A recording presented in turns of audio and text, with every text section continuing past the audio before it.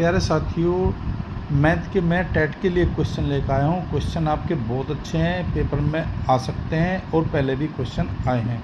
Question easy है लेकिन ये वहाँ पे जो है टफ दिखने लगते हैं। तो आइए क्वेश्चन करते हैं। जैसे क्वेश्चन नंबर आपका एक है कि 50 अंश का पूरक या कोटि पूरक कौन होगा। तो देखो यहाँ पे ऑप्शन आपके दिए गए हैं। तो यदि पूरक कोटि पूरक ज्ञात करना है तो जो भी आपका अंश दिएगा उसको हम 90 में से इसको माइनस कर लेंगे और ये आपका उत्तर आ जाएगा। अब कोटि पूरक होता क्या है ये समझना में ज़रूरी है कि यदि दो कोणों का टोटल आपका 90 अंश हो जाए तो वो कोटि पूरक कहलाते हैं एक दूसरे के। तो देखो 50 में कितना जोड़े जो आपका 90 हो जाए। तो देखो ये जो 40 है जोड़ के देखो 90 आ गया, इसीलिए हम इसको 90 में से हम यहाँ पे माइनस कर देंगे। तो इसका ये कोटि पूरक कोण हो गया। तो कोटि पूरक को हमेशा 90 में से यहाँ से घटा के इसको प्राप्त करते हैं। तो आपका ऑप्शन आपका सी हो गया। इसी तरीके से देखो दूसरा क्वेश्चन है 50 अंश का संपूरक कोण। तो जैसे वहाँ पे कोटि पूरक था, यहाँ पे संपूरक इन दोनों का टोटल 180 अंश होता है संपूरक में।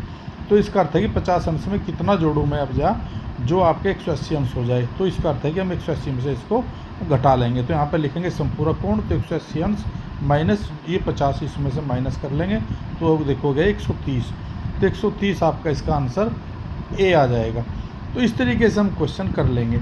और यदि थोड़ा सा और डिफ़िकल्टी लेवल क्वेश्चन का बढ़ जाता है, ये यूपी टेट का क्वेश्चन है शायद, तो 50 अंश के पूरक का संपूरक कोण कितना होगा।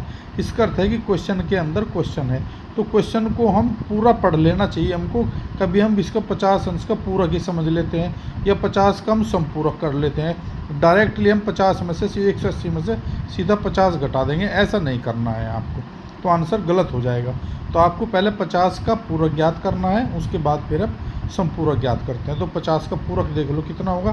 तो पूरक के लिए हम 90 में से इसको घटा देंगे तो 40 आ जाएगा। इसी तरीके से संपूरक के लिए 180 में से जो आया है हमारा ये पूरक, इसमें से माइनस कर देंगे तो 180 में से देखो 140 आया है। तो इस तरीके से इस क्वेश्चन के अंदर दो क्वेश्चन है, ये याद आपको रखना है। तो 140 आया तो सी ऑप्शन आपका ठीक है। इसी तरीके से देखो ये क्वेश्चन आप करके यहाँ पर देख सकते हैं। ये मैं 3 क्वेश्चन 30 अंश का पूरक कोण, 60 अंश का कोटि पूरक कोण और ये आपका 120 का और 150 अंश का संपूरक कोण। तो इस तरीके से आप इसका अभ्यास कर लीजिए, पेपर में आपका आ सकता है। इम्पोर्टेंट क्वेश्चन है, अच्छे क्वेश्चन है।